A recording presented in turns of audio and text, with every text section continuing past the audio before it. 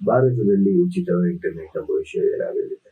ಇವಾಗ ನಮಗೆಲ್ಲ ಸಿಗ್ತಿರೋ ಅಂತಹ ಫ್ರೀ ಅನ್ಲಿಮಿಟೆಡ್ 5G ಡೇಟಾ ಏನಿದೆ ಅಲ್ಲ, ಈ ವರ್ಷಕ್ಕೆ ಕೊನೆ ಆಗುತ್ತಾ ಅಥವಾ ಮುಂದಿನ ವರ್ಷ ಇರುತ್ತಾ? ಅಥವಾ ಇದರ ಸಂಪೂರ್ಣ ಮಾಹಿತಿ ಯಾವಾಗ ಕೊನೆ ಆಗುತ್ತೆ ಮತ್ತೆ ಏನೇನ್ ಬರುತ್ತೆ ಹೊಸದು, ಎಲ್ಲದರ ಮಾಹಿತಿ ಈ ವಿಡಿಯೋಲಿ ಕೊಡ್ತೀನಿ ಸ್ನೇಹಿತರೆ. ವಿಡಿಯೋನ ಕೊನೆವರೆಗೂ ನೋಡಿ. ಸೊ ಭಾರತದಲ್ಲಿ ಈ ಫ್ರೀ ಅನ್ಲಿಮಿಟೆಡ್ ರೆವಲ್ಯೂಷನ್ ನ ಜಿಯೋ 2016ರಲ್ಲಿ ತಂದ್ರು. ಸೊ ಜಿಯೋ ಸಿಮ್ ತೆಗೆದುಕೊಳ್ಳಿ, ಫ್ರೀ ಅನ್ಲಿಮಿಟೆಡ್ ಡೇಟಾ ಬೆಳೆಸಿ ಅಂತ ಇದ್ ಮಾಡಿದ್ರು. ನಂತರ ಏನ್ ಮಾಡಿದ್ರು, ಒಂದಷ್ಟು ವರ್ಷ ಫ್ರೀ ಕೊಟ್ರು. ಅದಾದ್ಮೇಲೆ 4GB ಪರ್ ಡೇ ಅಂತ ಲಿಮಿಟ್ ಮಾಡಿದ್ರು. ಅದಾದ್ಮೇಲೆ ರೀಚಾರ್ಜ್ ಮಾಡಿ ಡೇಟಾ ಬೆಳೆಸ್ಕೊಳ್ಳಿ ಅಂತ ಇದ್ ಮಾಡ್ಬಿಟ್ರು. ಮತ್ತೆ ಅದಾದ್ಮೇಲೆ 5G ಯುಗ ಬಂತು. ಸೊ ಅನ್ಲಿಮಿಟೆಡ್ 5G ಡೇಟಾ ಅಂತ ಸ್ಪಾನ್ಸರ್ ಮಾಡಿದ್ರು. ಮತ್ತೆ ಇವಾಗ ಪ್ರಸ್ತುತ ಏನ್ ನಡೀತಾ ಇದೆ ಅಂದ್ರೆ 1.5GB ಡೇಟಾ ಹೆಚ್ಚು, ಅಂದರೆ 8GB ಮತ್ತು ಅದಕ್ಕಿಂತ ಹೆಚ್ಚು ಡೇಟಾವನ್ನು ರೀಚಾರ್ಜ್ ಮಾಡ್ಕೊಳ್ಳೋರು ಮಾತ್ರನೇ ಅನ್ಲಿಮಿಟೆಡ್ 5G ಡೇಟಾ ಕೊಡ್ತಾ ಇರೋದು. ಅಂದರೆ 1.5GB ಡೇಟಾ ಮತ್ತೆ 1GB ಡೇಟಾ ತಗೊಂಡವರು ಅನ್ಲಿಮಿಟೆಡ್ 5G ಸಿಗೋದಿಲ್ಲ. ಸೊ ಇನ್ನೊಂದು ವಿಷಯ ಏನಪ್ಪಾ ಅಂತ ಅಂದ್ರೆ, ಈ ಜಿಯೋನವರು ಈ ಅನ್ಲಿಮಿಟೆಡ್ 5G ಡೇಟಾನ ಇನ್ನು ಹೆಚ್ಚು ದಿನ ಕೊಡೋಕೆ ಆಗೋದಿಲ್ಲ.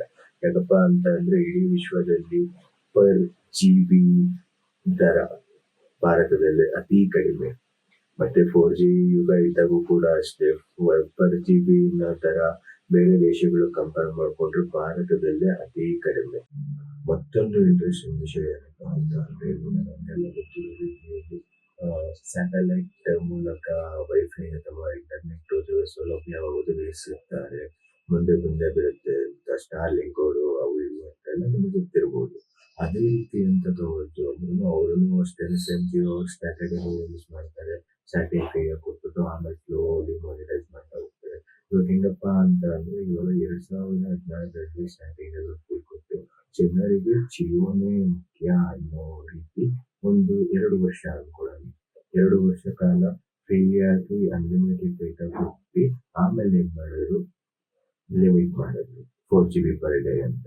ಅದಾದ್ಮೇಲೆ ಏನ್ ಮಾಡಿದ್ರು, ರೀಚಾರ್ಜ್ ಮಾಡಿಸ್ಕೊಳ್ಳಿ, ಇಂಟರ್ನೆಟ್ ಬಳಸ್ಕೊಳ್ಳಿ ಅಂತ ಸ್ಟಾಪ್ ಮಾಡಾಕ್ಬಿಟ್ರು ಸರ್ವಿಸ್ ನ.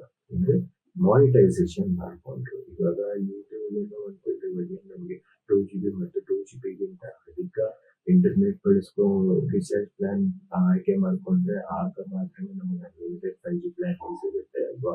ಅದು ಕೂಡ ಇಷ್ಟರಲ್ಲೇ ಸ್ಟಾಪ್ ಆಗೋ ಚಾನ್ಸಸ್ ತುಂಬಾನೇ ಇದೆ.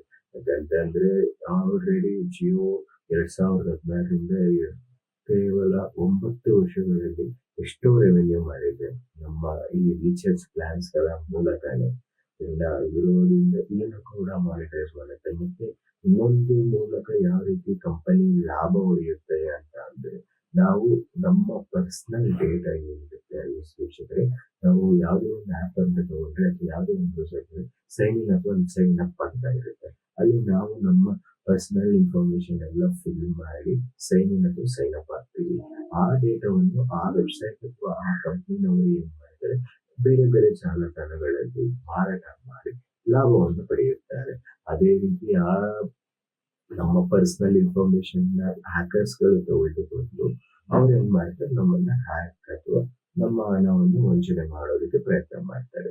ಇಷ್ಟು ಈ ವಿಡಿಯೋದಲ್ಲಿ ಸಿಕ್ಕಿರುವಂತ ಮಾಹಿತಿ. ಇದೇ ರೀತಿ ಇನ್ನೂ ಹೆಚ್ಚು ಮಾಹಿತಿ ಕೊಡ್ತಾ ಇರ್ತೀನಿ. ಲೈಕ್ ಮಾಡಿ, ಶೇರ್ ಮಾಡಿ, ಸಬ್ಸ್ಕ್ರೈಬ್ ಆಗಿ. ಮತ್ತೆ ನಿಮ್ಗೆ ಯಾವುದೇ ರೀತಿಯಾದ ಡೌಟ್ಸ್ ಅಥವಾ ಬೇರೆ ರೀತಿ ವಿಡಿಯೋಸ್ ಬೇಕು ಅಂದ್ರೆ ಕಮೆಂಟ್ ಮಾಡಿ, ಮಾಡ್ಕೊಡ್ತೀನಿ. ಧನ್ಯವಾದಗಳು.